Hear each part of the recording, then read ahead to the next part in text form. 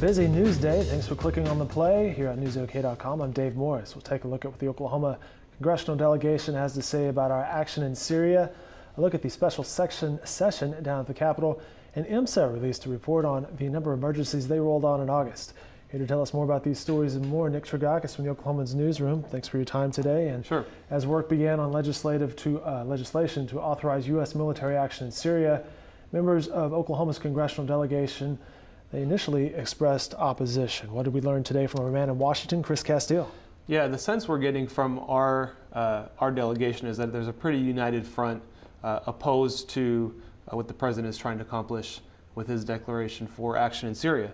Notably, Jim Inhofe, the senator who is a top-ranking Republican on the Senate Armed Services Committee, he came from a closed-door meeting Wednesday morning and told reporters that he didn't see anything in this meeting, this briefing that he attended, that would lead him to change his mind or encourage him to support what the president's trying to do.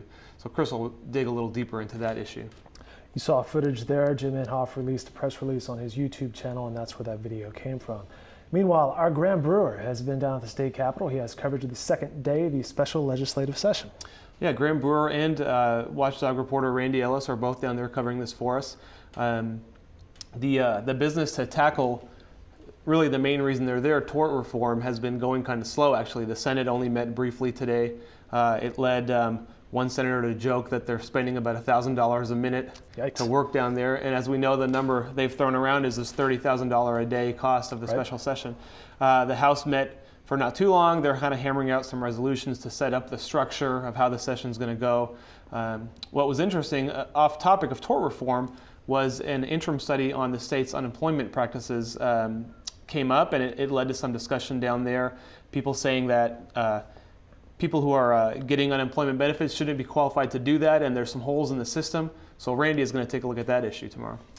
You know, at the Oklahoman's newsroom, we have all these press releases and news releases that come across our desks, and one that caught my eye today was EMSA releasing a record of their August emergency responses, and it was way up.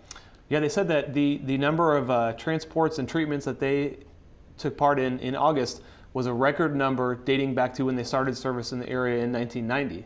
And so, of course, the obvious question is, what brought that up? It wasn't an overly hot month. In fact, Sure. We've talked about how not hot it was. Mm-hmm. So what could be possibly leading to all these calls? And what EMSA tells us essentially is it's baby boomers. Really? There is an aging population, and this is one of those effects that's going to come from the aging of the baby boomer generation, is that more and more people are going to need medical care. And in August, that played true. A lot of people were calling for ambulance support. Interesting stuff. All right, a busy news day. Nick, thanks for your time. We appreciate Sure. it. You read more about these stories and upcoming editions of the Oklahoman and right here on our website at newsok.com. Have a great night, everyone.